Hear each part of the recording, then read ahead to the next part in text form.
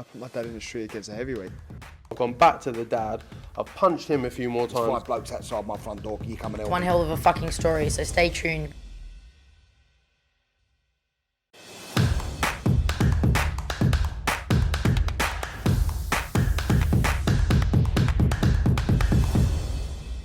This is KUGAN CASSIUS for IFL TV, proudly sponsored by Everlast. I'm joined by Conor Benn. Tuesday today. Yep, Tuesday 6. Good memory. Yeah. I think between 4 and 5 weeks out from the 8th of October. So Yeah, 4 weeks of hard training, which ain't long. It's gonna fly by now. Always does. Seems like we were talking about it like yesterday and getting the deal done, and now we're really getting it actually fighting. training wise, you treat this the same, or is there something extra Sparring's here? been different. Okay. My training routine's been a bit different. My diet's been a bit different. Everything's been different for this camp, to be honest. As far as the sparring middles, super middles, light heavies. Mainly been sparring super middles and light heavies. Yeah, it's a massive difference. There's a massive difference, yeah, of course. The whole training's completely different.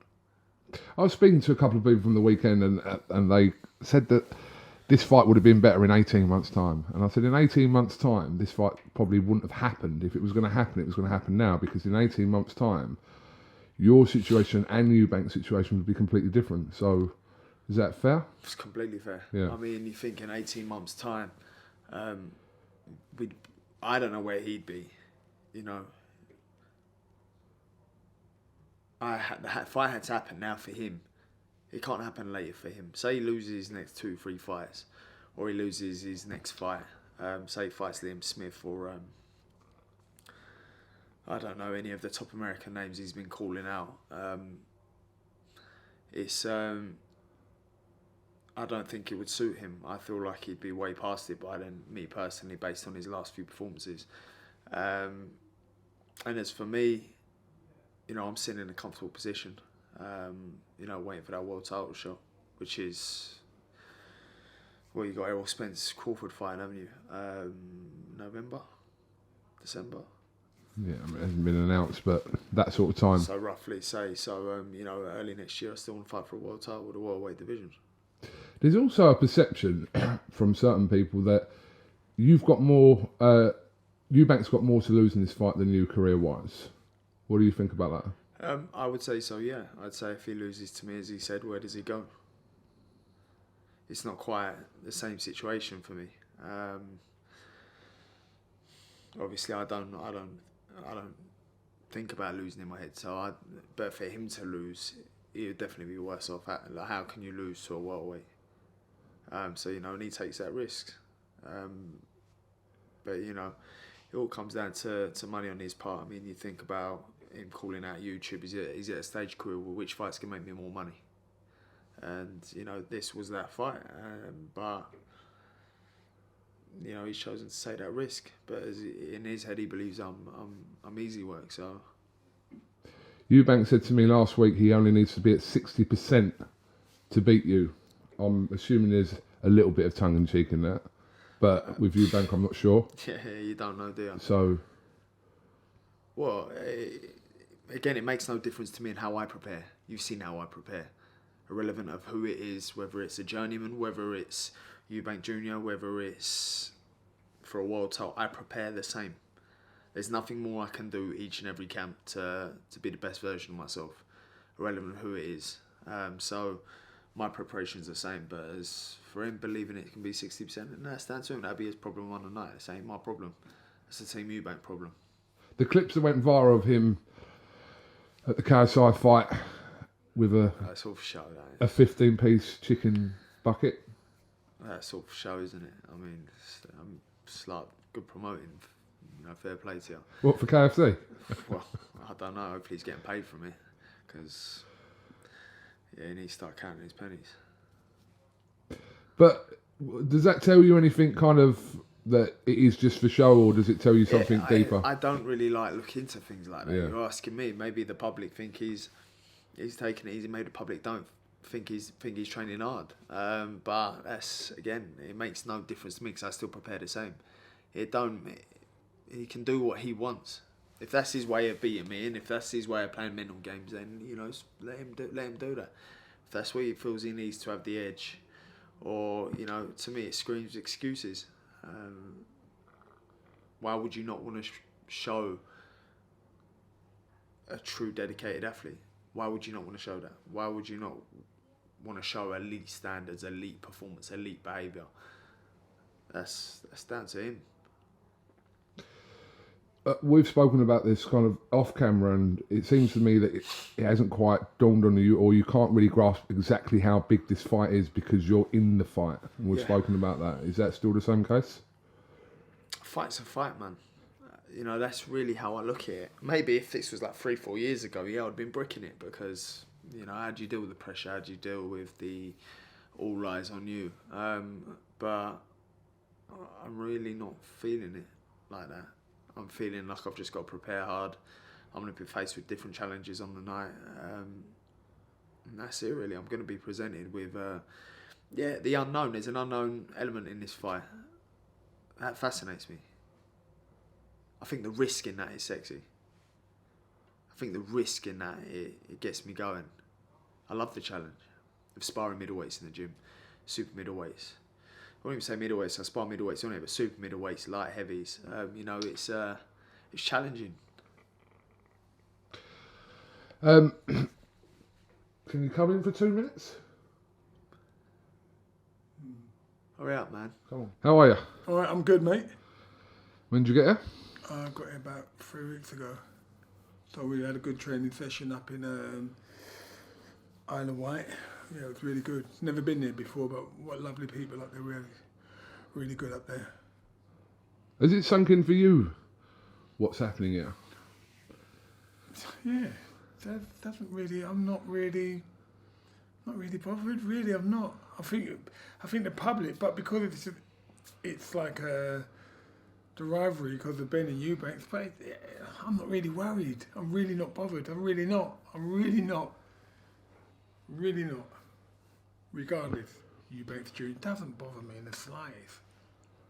They're all talking about this as a legacy. It's not.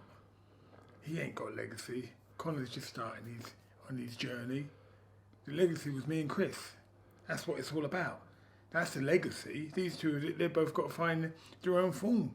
It's not about, jumping on us, and they've got to do their own thing. And that's what Conor's going to do. He's not in my shadow. He's never been in my shadow.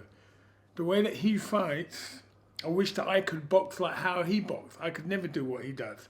And with the training level, me at my peak as world champions here, Conor's already here in the training department, completely different. Blows my mind to watch how he trains.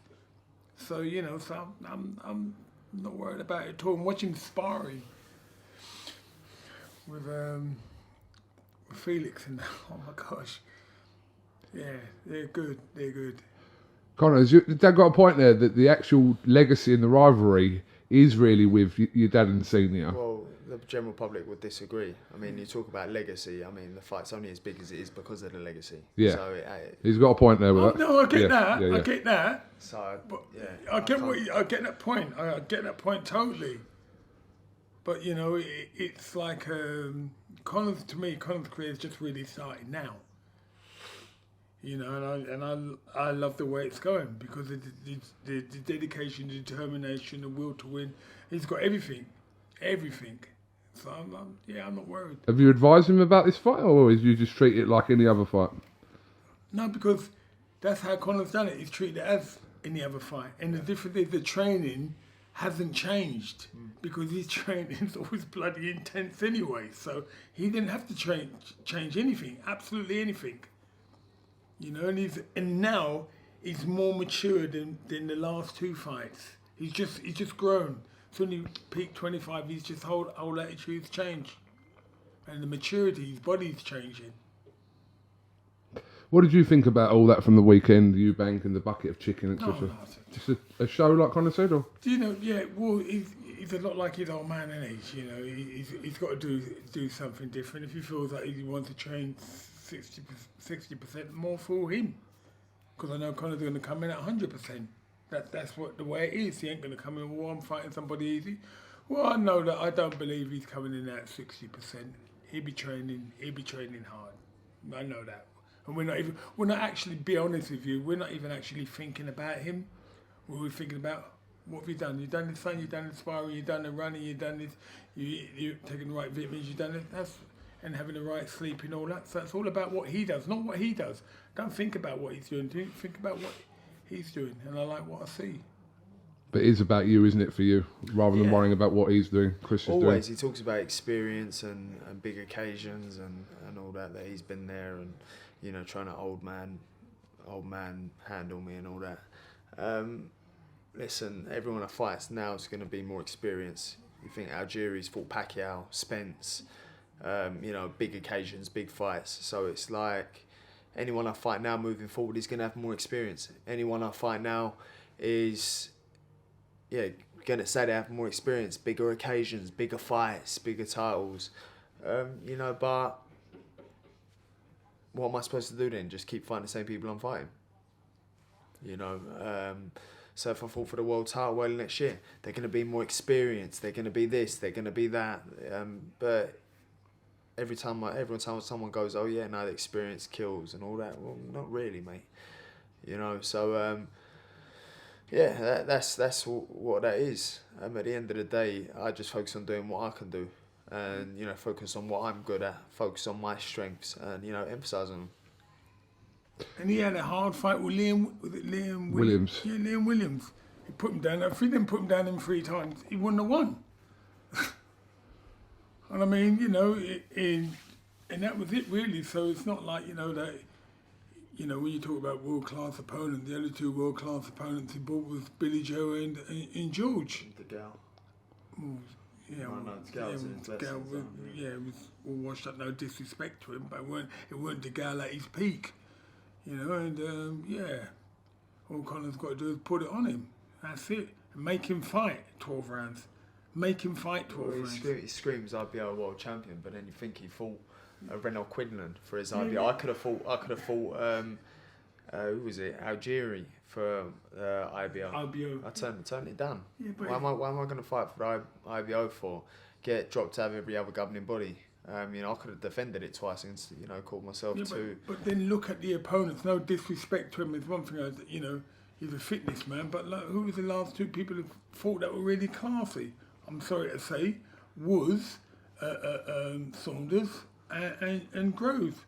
And then he fought the one in America when he done his shoulder. Korobov. Yeah, and that would have given him a hard fight. But you know, but that's it. And then he's gone back on the British level, and yet we should have been going to fight world class. If you're going to start talking about world class, then fight. You was meant to fight Triple G. You was meant to fight. You're looking at Canelo. You're looking at, but yet none of them materialised. All these fights should have materialised 3 or 4 years ago.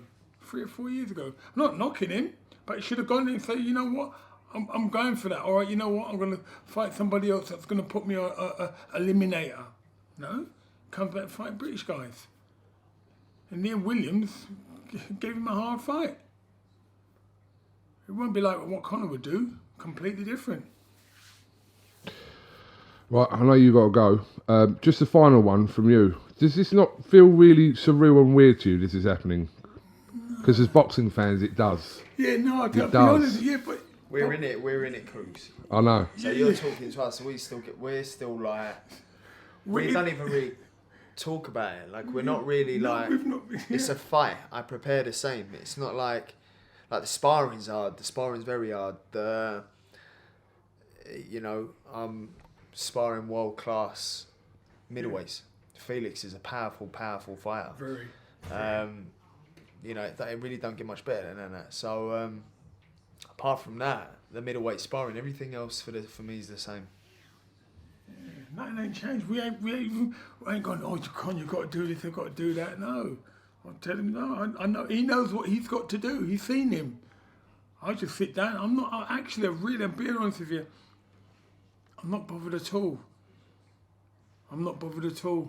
You know, I think, oh, he's been in with this. I think, well, he's been in with. I'm not knocking him, But he had that opportunity. They were like fights, what was it, 4 years ago or 5 years ago?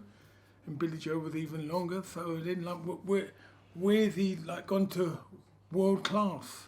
And he had the opportunity.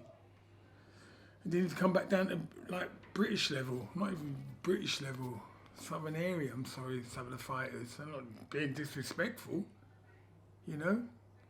Where's he ranked? Oh, you know, just like, you know, I see Conor going on the up and up. Well, you look at the trajectory. The trajectory is different, isn't it? Yeah, 100%. You know, at 25, 100%. you know, just completely different. Yeah. Right, I know you got to go training, so listen, appreciate your time. Thank you for your words as well. I'm sure we're going to catch up ahead of October the 8th at some point. So Get Eli have a little feature. yeah, Yeah, where's Eli? Come. Hey, come to Dada. Hey. Yeah. Hiya.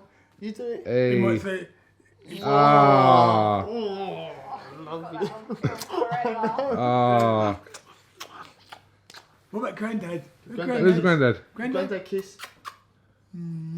Oh! Yay! Clap. 5. Yay! Smile. Look. Yeah. Wow. This is his first cameo on IFL, I think, isn't it? Yeah. Is it? I think so. I think so. Yeah, Think so.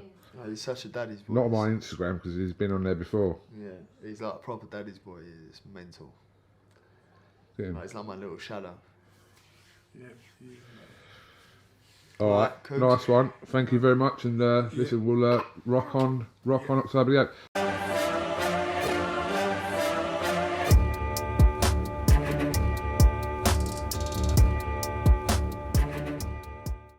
Yeah, I put my dad in the street against a heavyweight. I've gone back to the dad. I've punched him a few more There's times. 5 blokes outside my front door. You coming in? One hell of a fucking story, so stay tuned.